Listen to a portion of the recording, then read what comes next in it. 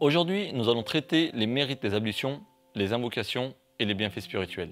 Pour les bienfaits physiques des ablutions, vous pouvez retrouver notre vidéo sur notre chaîne Demeure étoilée dont le lien se trouve en description.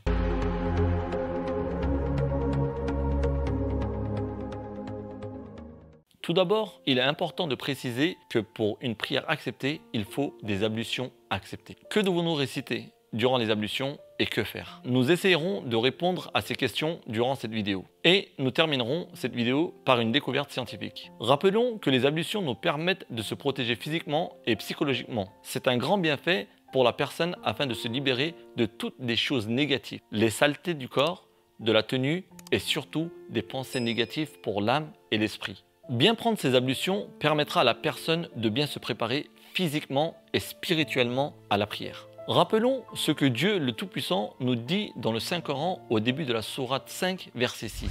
Ô les croyants, lorsque vous vous levez pour la salat, la prière, lavez vos visages et vos mains jusqu'aux coudes, passez les mains mouillées sur vos têtes et lavez-vous les pieds jusqu'aux chevilles. Que nous disait notre prophète Mohammed sallallahu alayhi wa sallam? Si un serviteur musulman ou un croyant fait ses ablutions en commençant par se laver le visage, tous les péchés commis par les yeux tomberont de son visage avec l'eau ou avec la dernière goutte d'eau. S'il se lave les mains, tous les péchés qu'il aura commis avec ses mains sortiront avec l'eau ou avec la dernière goutte d'eau. S'il se lave les pieds, tous les péchés en sortiront avec l'eau ou avec la dernière goutte d'eau. Nous pouvons très clairement comprendre que les ablutions ne sont pas seulement un moyen de nettoyer le corps, mais également un moyen de se purifier de tous les péchés. Commençons tout de suite par l'explication des invocations à faire pour chaque zone que nous lavons. Avant de commencer les ablutions, nous disons « Je commence mes ablutions par le nom d'Allah. Toutes les louanges sont à Allah qui a rendu l'eau purifiée et non impure. » Lorsqu'on se lave les mains, avant de commencer les ablutions, on devrait dire « Ô Seigneur, fais que je sois de ceux qui se repentent et qui se purifient. » Lorsqu'on se rince la bouche, on devrait dire « Ô Seigneur, dicte-moi les principes de la foi le jour où je serai présenté devant toi et fais que ma langue t'évoque couramment. » Lorsqu'on se lave le nez, on devrait dire « Ô Seigneur, ne me prive pas du parfum du paradis et fais que je sois au nombre de ceux qui en jouissent. » Lorsqu'on se lave le visage, on devrait dire « Ô Seigneur, fais que mon visage brille le jour où les visages s'assombriront. Ne noircis pas mon visage le jour où les visages brilleront. » Lorsqu'on verse de l'eau sur le coude droit, on devrait dire « Ô Seigneur, remets-moi le registre de mes actes dans ma main droite et le séjour permanent au paradis dans ma main gauche et rends le règlement de mon compte facile et positif. » Lorsqu'on verse de l'eau sur le coude gauche, on devrait dire « Ô Seigneur, ne me remets pas mon livre de compte dans ma main gauche, ni par derrière de mon dos, ni ne l'enchaîne à mon cou. Je me réfugie auprès de toi contre le feu de l'enfer. » Lorsqu'on procède à l'essuyage de la tête, on devrait dire « Ô Seigneur, couvre-moi de ta miséricorde, de tes bénédictions et de ton pardon. » Lorsqu'on passe de l'eau sur la nuque, on devrait dire « Ô Seigneur, libère ma nuque du feu de l'enfer. » Lorsqu'on procède au lavage des pieds, on devrait dire « Ô Seigneur, maintiens-moi ferme sur le pont du paradis, le jour où les pieds trébucheront, et aide-moi dans mes efforts pour faire ce qui te plairait, ô glorieux et puissant Seigneur. » Pour terminer, il est conseillé de dire la shahada et réciter la sourate al-Qadr. Écoutez ce que dit notre prophète sallallahu alayhi wa sallam à ce sujet.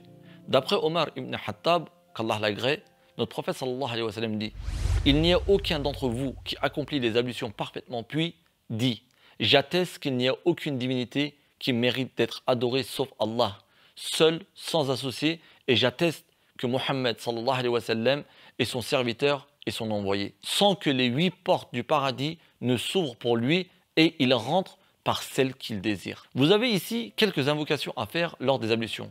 Nous précisons que celles-ci ne sont pas obligatoires, mais conseillées. Lorsque nous lavons les parties de notre corps, il doit nous venir à l'esprit ce que nous avons fait avec ces parties du corps. Par exemple, lorsque nous lavons le visage, où se trouvent la bouche, la langue, le nez, les yeux, nous devons nous rappeler de tous les actes commis avec ces différentes parties du visage. Si nous prenons la bouche et la langue, il faut se rappeler que les nourritures haram, interdites, passent par la bouche. Les insultes, la calomnie, les mensonges, la médisance et toutes les mauvaises phrases sortent de la bouche par le biais de la langue.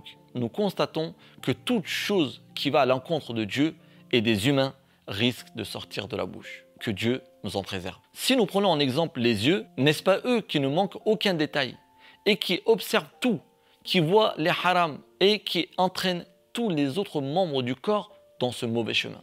N'est-ce pas le nez qui sent l'odeur du mal et qui entraîne derrière lui tous les membres du corps aussi? C'est pour cela que Dieu nous ordonne de laver le visage.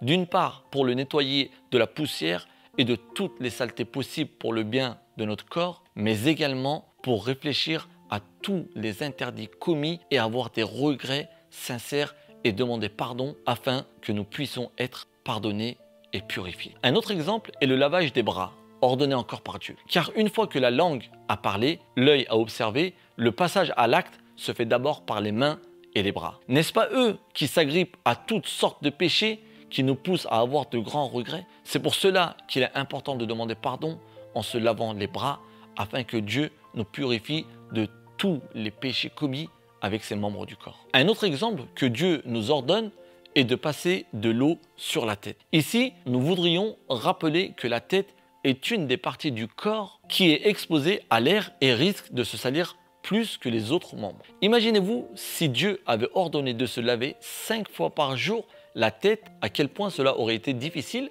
pour nous tous. Mais l'islam est une religion de miséricorde et est facile à vivre. Alhamdulillah. Donc, nous ne lavons pas la tête 5 fois par jour, mais nous passons seulement de l'eau sur une partie des cheveux. Pourquoi Dieu a ordonné de passer de l'eau sur cette zone, hormis le fait de la nettoyer physiquement? Car avant de commettre n'importe quel acte, toute personne a un moment de réflexion, de pensée. Toutes les choses sont travaillées dans le cerveau. Tout est planifié là-bas. Les ordres sont donnés de ce centre et les membres du corps sont commandés de là-bas également. Donc, même si on suppose que la tête ne se salit pas beaucoup physiquement, psychologiquement, beaucoup de mauvaises choses peuvent y exister. Et c'est à tout cela que nous devons penser quand nous passons de l'eau sur la tête. Une autre zone que Dieu nous ordonne de laver est les pieds. Pourquoi?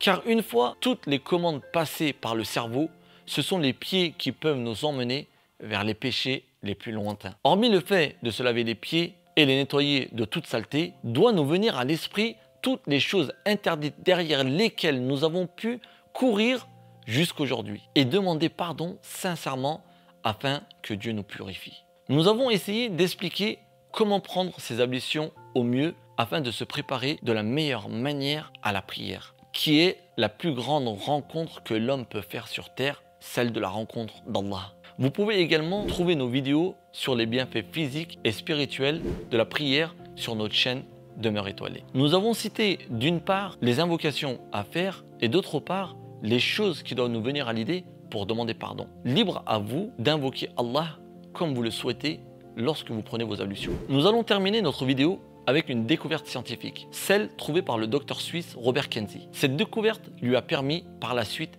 d'embrasser l'islam. Voyons ensemble ce qu'il a pu découvrir et qui lui a permis de choisir cette belle religion qui est l'islam. Le docteur Kenzie a fait une recherche sur plus de 50 000 personnes en Europe avec une caméra thermique afin de visionner la chaleur et les rayons dégagés par le corps humain. Cette méthode permet également de détecter les maladies. On va parler d'énergie pour faire court dans la suite du sujet.